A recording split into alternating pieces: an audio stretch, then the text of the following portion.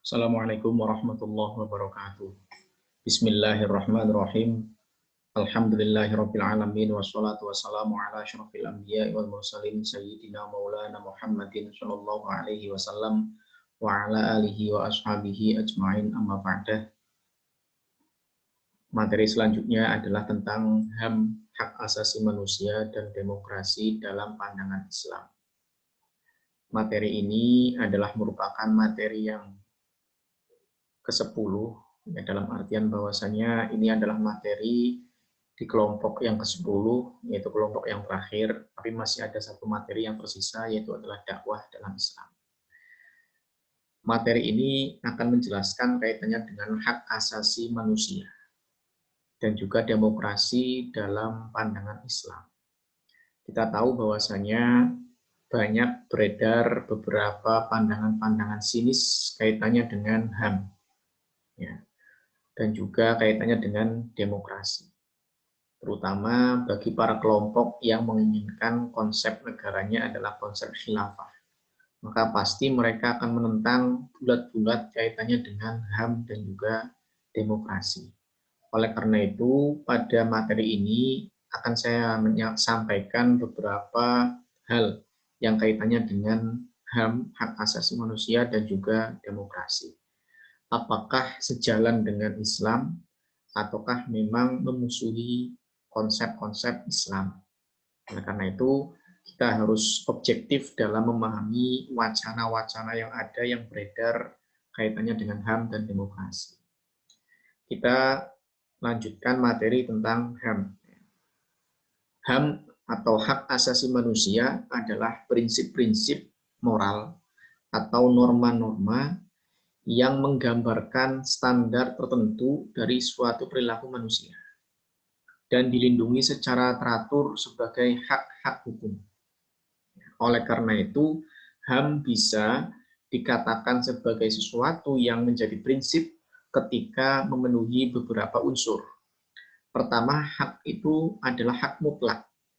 Hak mutlak itu adalah hak-hak dasar di mana seseorang secara inheren berhak karena dia adalah manusia dan yang melekat pada semua manusia.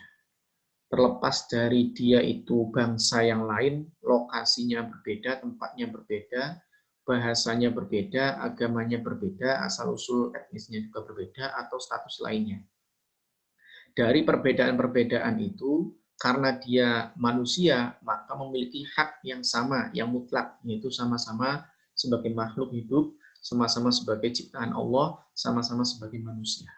Dan hak ini adalah hak mutlak. Siapapun akan memiliki hak ini. Ya. Sehingga hak inilah yang kemudian disebut dengan HAM, hak asasi manusia. Bahwa setiap orang manusia, siapapun itu, agama apapun, bahasa apapun, daerah apapun, ya asal-usul dari manapun, itu semuanya adalah memiliki hak ini, yaitu hak mutlak. Itu adalah HAM, ya, hak asasi manusia. Ini unsur yang pertama. Unsur yang kedua adalah hak ini berlaku di mana-mana. Universal dan egaliter, dalam arti yang sama bagi setiap orang. Semuanya memiliki hak, ya, dan berlaku di mana-mana.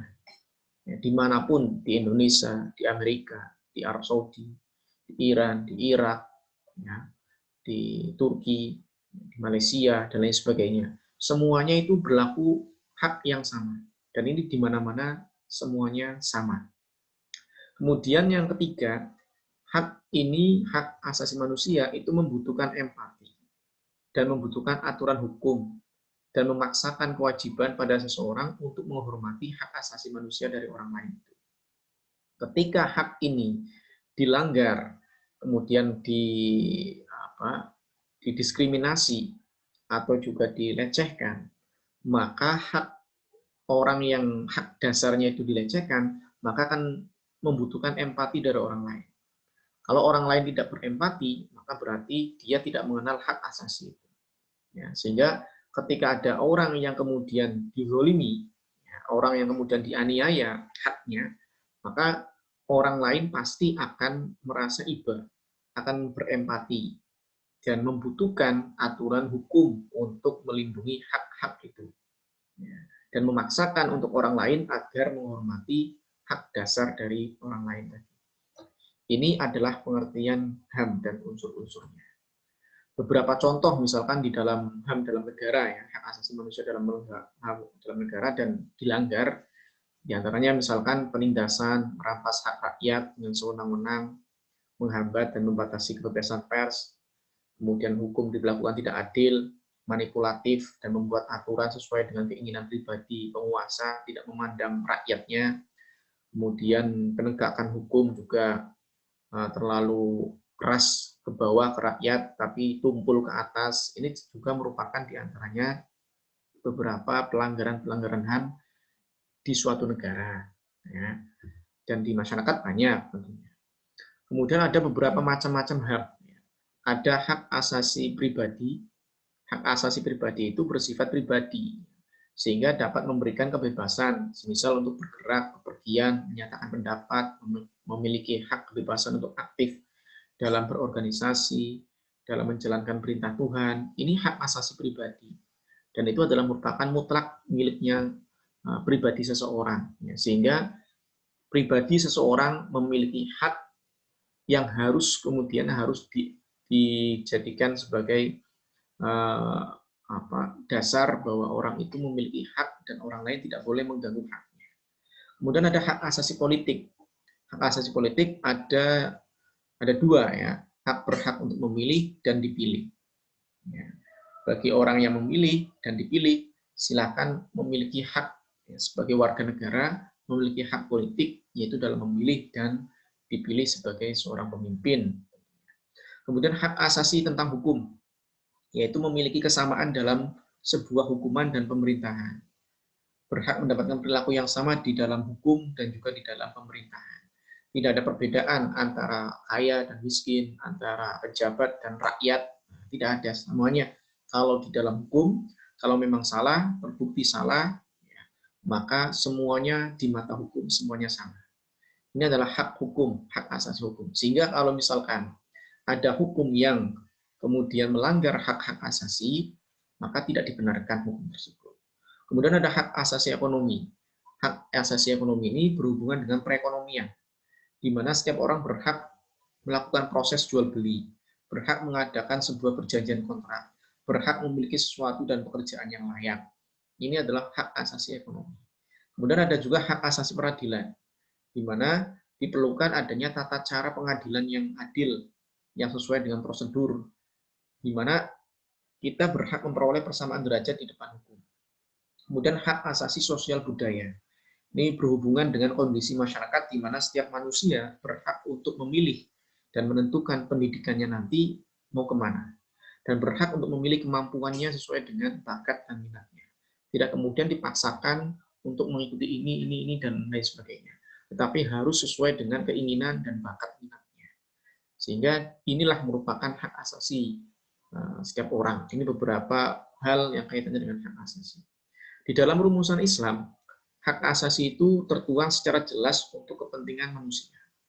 Lewat syariat Islam, ya, tujuan disyariatkannya Islam itu diantaranya adalah supaya manusia itu memiliki kebebasan dalam menjalankan tugas dan tanggung jawabnya.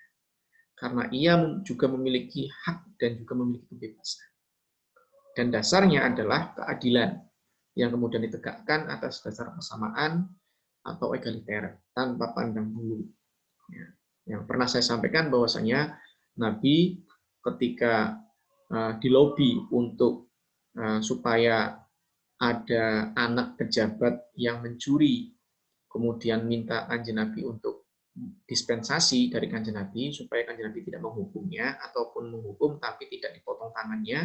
Kemudian Kanjeng Nabi menyampaikan, jika anak saya, putri saya, Fatimah bintu Rasulillah itu mencuri, akan saya potong tangannya. Ini berarti rumusan hak asasi dalam Islam, bahwa pencurian itu melanggar hak asasi, yaitu mengganggu kepemilikan dari orang lain yang kemudian dengan dianiaya, jadi pencuri tidak dengan sesuatu yang sah, ya, kepemilikannya, maka itu merupakan melanggar hak. Dan itu ada tidak pandang bulu, ya, siapapun yang melakukan pelanggaran itu ya harus dihukum, ya, siapapun itu. Kanjeng Nabi menggambarkan akan siap menghukum putrinya itu Siti Fatimah, ya, putri kesayangan beliau dan merupakan ibunda dari para habaib. Ya. Tapi siap untuk dihukum. Ya, ini menunjukkan bahwasanya hak asasi itu betul-betul diatur secara sedemikian rupa di dalam Islam. Al-Quran berbicara tentang HAM. Di antaranya ada beberapa ayat tentang hidup, pemeliharaan hidup, tentang penyediaan sarana kehidupan. Ya. Itu ada di surat Al-Maidah ayat 32. Ya. Juga Al-Quran berbicara tentang kehormatan, ya, harga diri. Ya. Dia dalam Al-Quran, dan juga Al-Quran juga menjelaskan sekitar ada 150 ayat tentang ciptaan dan makhluk-makhluk, serta tentang persamaan dalam penciptaan. Kemudian Al-Quran juga mengetengahkan sikap menentang kezaliman dan orang-orang yang berbuat zalim, karena orang-orang yang berbuat zalim itu jelas melanggar HAM. Ya. Orang-orang yang tidak peduli dengan hak asasi dari orang yang dizaliminya. Dan memerintahkan berbuat adil. Ini juga untuk supaya menjaga HAM, ya, menjaga hak asasi, supaya tidak kemudian didiskriminasi, kemudian tidak dizalimi, dilakukan dengan adil. Kemudian dalam Al-Quran juga terdapat larangan memaksa untuk menjamin kebebasan berpikir, keyakinan, dan mengutarakan aspirasi. Misalkan ada la ikraha fid din, ya, tidak ada paksaan dalam beragama itu. Ini berarti menunjukkan bahwasanya di dalam ayat-ayat Al-Quran ada beberapa ayat yang menjelaskan tentang hak asasi manusia. Dan di situ hak itulah yang kemudian harus dijaga dan tidak boleh kemudian dilanggar dan dizalimi. Kalau dalam hukum Islam ada beberapa rumusan HAM di dalam pelaksanaan pembuatan hukum Islam. Kemudian yang pertama adalah hifdzun nafsi, menjaga jiwa. Ada pembunuhan itu kemudian jelas tidak menjaga jiwa. Maka ketika orang menghilangkan nyawa, menghilangkan jiwa seseorang, maka ada hukumannya. Hukuman ini untuk menjaga HAM, menjaga hak asasi. Apa hak asasi? Tentang hifdzun nafsi, yaitu menjaga jiwa seseorang. Kemudian ada hifdzuddin, menjaga agama. Itu diperintahkan untuk sholat, puasa, dan lain sebagainya. Itu adalah HAM, ya, hak asasi dalam menjaga agama. Kemudian ada hak asasi menjaga keturunan. Tidak boleh zina. Harus kalau misalkan memang ingin memperkembangbiakkan manusia, ya harus dengan nikah. Itu tidak boleh serampangan seperti hewan dan lain sebagainya. Itu supaya menjaga hak keturunan. Kemudian ada menjaga hak harta. Tidak boleh mencuri, tidak boleh merampas, tidak boleh merampok, tidak boleh korupsi, dan lain sebagainya. Itu adalah merupakan menjaga hak harta. Kemudian menjaga hak akal, ya, menjaga hak akal, yaitu tidak, akal ini harus dijaga, akal ini harus dikembangbiakkan, akal ini harus digunakan dengan baik, sehingga tidak boleh kemudian merusak akal, misalkan minum minuman keras dan lain sebagainya yang membuat akal itu tidak berfungsi. Kemudian ada hifdzul irad, menjaga harga diri. Ya, tidak boleh ujaran kebencian, tidak boleh memfitnah, tidak boleh berbohong, tidak boleh menghina, melecehkan, dan lain sebagainya. Itu merupakan hak asasi dalam harga diri seseorang. Asy-Syatibi sebagai tokoh Muslim ahli usul fikih, ya, secara lengkap menjelaskan bahwa maqasid syariah itu adalah tujuan-tujuan disyariatkannya dalam hukum Islam, ya, terdiri dari 4 unsur atau 4 pokok. Syariat itu diberlakukan dalam rangka memelihara dan menjaga kepentingan dan kemaslahatan manusia.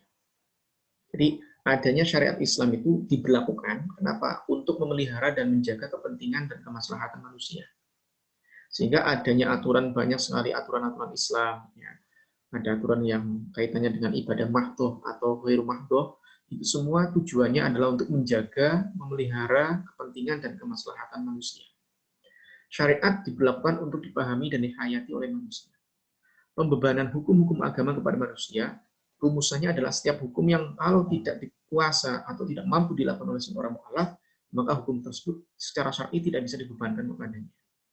Kalau ada sesuatu yang membebani seseorang itu sehingga kesulitan untuk melakukan suatu hukum Islam, maka bagi seorang itu boleh untuk tidak melakukannya. Contoh misalkan ada orang tidak mampu berpuasa.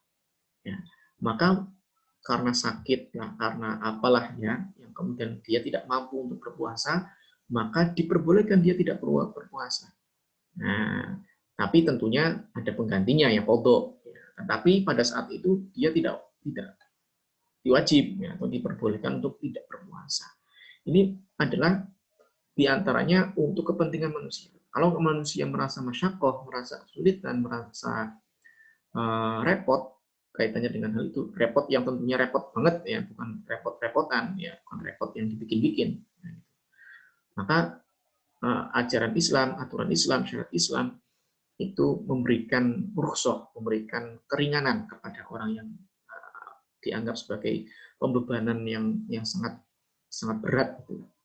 Melepaskan manusia dari hawa nafsunya sehingga menjadi hamba yang memang betul-betul murni ya, cinta kepada Allah, menjalankan perintah Allah dan menjauhi segala larangan Allah. Ini adalah merupakan tujuan-tujuan syariat Islam ya. Kemudian dalam Islam ada beberapa hal yang kaitannya dengan HAM. Ada berbicara tentang hak hidup, hak kebebasan beragama, hak atas keadilan, hak persamaan derajat, hak mendapatkan pendidikan, hak kebebasan berpendapat, hak kepemilikan, hak mendapatkan pekerjaan. Kemudian kaitannya dengan demokrasi, nanti kaitannya dengan HAM. Sekarang beralih pada kaitannya dengan demokrasi. Secara istilah, sebagaimana disampaikan oleh Presiden ke-16 Amerika Serikat, ya, Abraham Lincoln, ya, dia menyampaikan demokrasi itu adalah pemerintahan yang berasal dari rakyat, kemudian oleh rakyat, dan kemudian kembalikan lagi untuk rakyat. Ini slogan ini biasa sering muncul ya, dari rakyat, oleh rakyat, dan untuk rakyat. Beberapa ulama yang setuju dengan konsep demokrasi adalah diantaranya Syekh Yusuf Qaradawi. Ini mutlak menerima demokrasi. Kenapa? Karena beliau mengatakan substansi demokrasi sejalan dengan Islam. Hal ini bisa dilihat dari beberapa hal. Beliau menyampaikan bahwa tidak ada pertentangan antara demokrasi dengan Islam, sejalan dengan Islam. Beliau melihat sejalannya dengan Islam itu melalui beberapa hal. Pertama, dalam demokrasi proses pemilihannya itu melibatkan banyak orang, sehingga tidak ada kemudian kolusi ya, nepotisme itu tidak ada. Jadi adil bahwa semua orang memiliki hak untuk memilih dan dipilih. Sehingga dari semua orang yang terlibat itu tidak ada yang dizolimi. Ya, pemilihan itu memang betul-betul adil, betul-betul representatif ya, kaitannya dengan pemilihan bahwa pemimpin itu adalah dipilih oleh rakyat. Kemudian usaha setiap rakyat untuk meluruskan penguasa yang tirani juga sejalan dengan Islam. Rakyat bisa protes, bisa menyampaikan aspirasi. Kemudian ada DPR sebagai wakil rakyat. Ada juga dengan cara demo, ya, demo yang baik tentunya.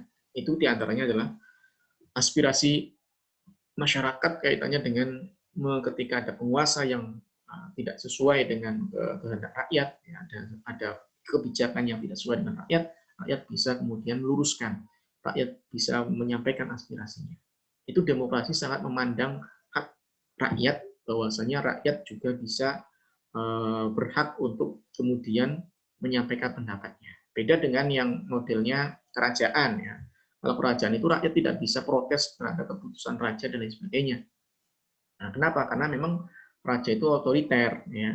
Tapi kalau yang kaitannya dengan demokrasi, ada rakyat bisa menyampaikan aspirasinya, bisa melalui wakilnya, bisa langsung turun ke jalan dan lain sebagainya dengan berbagai macam cara. Ya.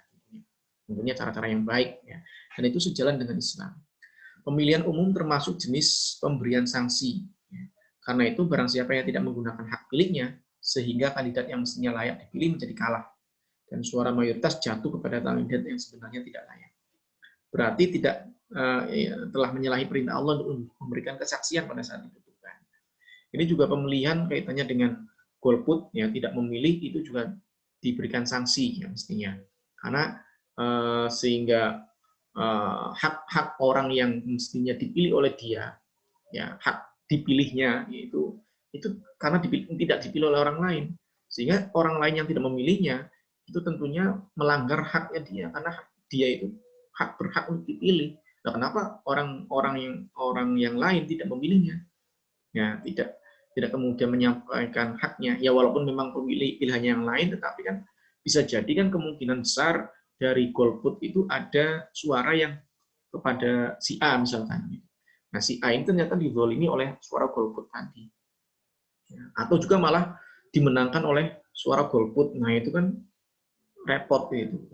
Ada pemilihan karena calonnya cuma satu, akhirnya tetap memilih, ya bukan kemudian aklamasi ya, bukan kemudian langsung wah karena kok pilihannya cuma satu ya sudah otomatis menang, tidak bisa.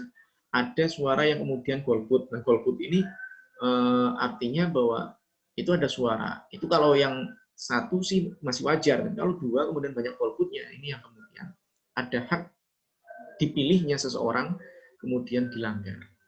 Penetapan hukum yang berdasarkan suara mayoritas juga tidak ditentang dalam Islam. Ada suara mayoritas yang menang. Ya. Dalam musyawarah itu kan pilihan-pilihan putusan ijma itu kan diantaranya adalah suara mayoritas, dan paling akhir ya voting itu kan langkah yang terakhir. Setelahnya ada kata mufakat, ya ada lobbying dan lain sebagainya. Terus setelah itu diakhiri dengan voting. Dan itu sesuai dengan prinsip-prinsip Islam, ya, bahwa suara mayoritas itu bisa didengar, bisa dinyatakan oke. Ya. Kebebasan pers ya dan kebebasan mengeluarkan pendapat serta otoritas pengadilan merupakan sejumlah dalam hal demokrasi yang kemudian sejalan dengan Islam. Ya. Ini beberapa pendapat, ya, diantaranya adalah Syekh Yusuf Qaradawi memandang bahwa demokrasi itu sudah sejalan dengan Islam. Kemudian ulama yang tidak setuju, diantaranya Al-Maududi ini yang kemarin ketika materi tentang konsep negara, ya, Al-Maududi ini beberapa di antara ulama yang menolak adanya konsep negara yang tidak khilafah. Karena Al-Maududi ini termasuk pemikir Muslim yang setuju dengan khilafah. Dalam hal ini, Al-Maududi secara tegas menolak demokrasi. Menurutnya, Islam tidak mengenal paham demokrasi yang memberikan kekuasaan besar kepada rakyat untuk menetapkan segala hal. Demokrasi itu buatan manusia menurutnya, sekaligus produk dari pertentangan Barat terhadap agama, sehingga cenderung sekuler menurutnya ini demokrasi. Karenanya, Al-Maududi menganggap demokrasi modern merupakan sesuatu yang bersifat syirik.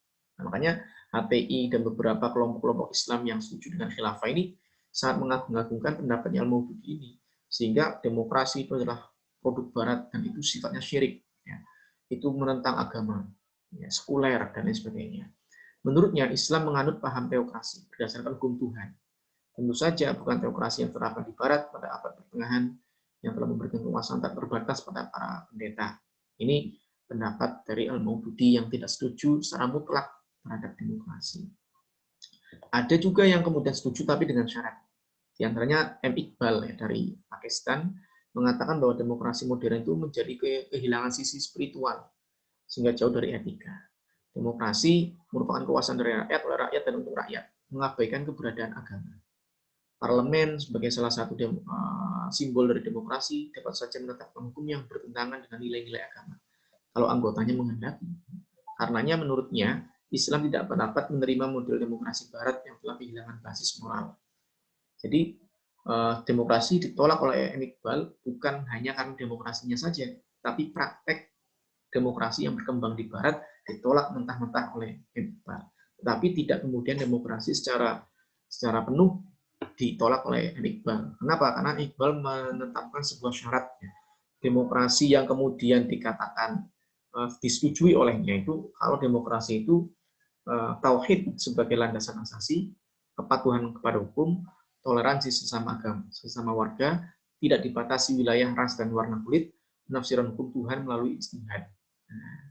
Kemudian ada Muhammad Imaroh yang mengatakan bahwa Islam tidak menerima demokrasi secara mutlak dan juga tidak menolaknya secara mutlak.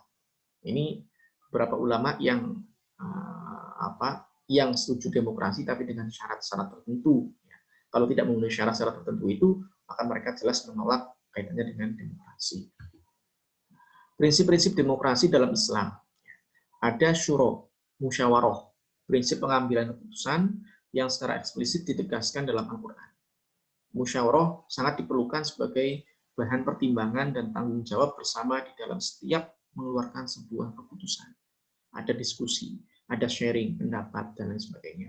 Sehingga dari berbagai pendapat itulah yang kemudian ketika akan memutuskan suatu keputusan hukum, keputusan forum, ya, maka akan lega secara bersama-sama karena berdasarkan musyawarah.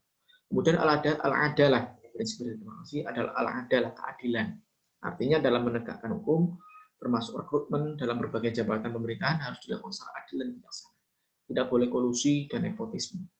Kemudian ada al-musawah, kesejajaran, ya, persamaan. Tidak ada pihak yang merasa lebih tinggi dari yang lain sehingga dapat memaksakan kehendaknya. Penguasa tidak bisa memaksakan kehendaknya terhadap rakyat. Berlaku otoriter dan eksploitatif itu tidak bisa. Karena semuanya al-musawah, bersama dan melalui ada sederajat, ya, selevel. Tidak ada kemudian presiden lebih tinggi daripada rakyatnya, tidak. Semuanya sama. Hanya presiden diberikan amanah untuk memimpin. Nah, tapi kemudian tidak otoriter karena ada rakyat yang bisa kedaulatan rakyat, yang kemudian juga bisa mempunyai aspirasi, bisa menggulingkan presiden dan lain sebagainya, itu kan ada di hak rakyat. Kemudian ada al-amanah, sikap pemenuhan kepercayaan yang diberikan seseorang kepada orang lain. Ada al-mas'uliyah, tanggung jawab. Ada al-huriyah, ya, kebebasan. Ini semua adalah merupakan beberapa prinsip-prinsip demokrasi di dalam Islam. Sementara konsep demokrasi dalam hukum Islam ada sistem syuro tadi, musyawarah, kemudian memunculkan ijma', konsensus, ada juga yang kemudian dilakukan ijtihad. Ya. Inilah yang kemudian beberapa hal yang kaitannya dengan demokrasi di dalam Islam. Sehingga dari beberapa poin-poin penting ini, walaupun singkat tapi padat dan juga bisa memberikan pemahaman kepada kita bahwasanya tidak melulu kita itu kemudian sinis terhadap isu-isu yang kaitannya dengan HAM, isu-isu yang kaitannya dengan demokrasi. Karena misalkan HAM itu kaitannya dengan beberapa hak, juga setiap orang itu memiliki. Misalkan tadi ada hak asasi yang kaitannya dengan hak hidup. Semua orang memiliki hak hidup, siapapun itu. Karena makhluk itu berhak hidup. Ya, sehingga orang yang melanggar hak hidup orang lain, membunuhnya, mengancamnya, menerornya, itu atau menghakimi secara massa orang itu tidak dibenarkan. Ya. Maka tidak boleh kemudian ada orang yang bersalah, kemudian diancam, diteror, ya, kemudian didekati, dihancurkan, dan lain sebagainya, bahkan dihajar massa secara massal, gitu ya, itu tidak boleh. Hak tempat tinggal juga masih punya. Ya. Orang yang bersalah, walaupun itu sangat besar kesalahannya, tetapi rumahnya atau tempat tinggalnya tidak boleh dihancurkan karena masih memiliki hak tempat tinggal dan juga masih punya hak warga negara, tidak boleh diusir dari tempatnya. Maka kita langsung fokuskan saja kepada kesalahannya, tidak perlu kemudian merembet kepada pelanggaran HAM kepadanya, karena dia masih punya hak-hak asasi, hak hidup masih punya, hak tempat tinggal masih punya, hak sebagai warga negara juga masih punya. Oleh karena itu, kita walaupun memang ingin amar ma'ruf nahi mungkar, tetapi harus tahu bahwa itu ada hak asasi yang tidak boleh kemudian kita langgar. Ya, sehingga tetap kita harus hormati hak asasinya, terutama hak hidup. Ya. Tidak boleh mengancam kehidupan orang lain, tidak boleh menteror, tidak boleh membunuh, tidak boleh dan lain sebagainya, menganiaya. Ya. Tidak boleh kemudian mengusirnya dari tempat tinggalnya, tidak boleh menghancurkan tempat tinggalnya, karena itu merupakan hak asasi dari seseorang. Walaupun itu kesalahannya sangat besar, ya, tapi masih memiliki hak. Ya, oleh karena itu kita ketika ingin amar ma'ruf, maka kita harus melihat sejauh mana hak asasinya masih dimiliki. Jangan sampai kemudian kita melanggar hak asasi. Dan itu memang sangat tipis, ya, dengan penegakan amar ma'ruf. Maka tidak boleh kemudian pelanggaran HAM itu diatasnamakan sebagai amar ma'ruf nahi mungkar. Mungkin itu materi yang dapat saya sampaikan kaitannya dengan HAM dan demokrasi. Assalamualaikum warahmatullahi wabarakatuh.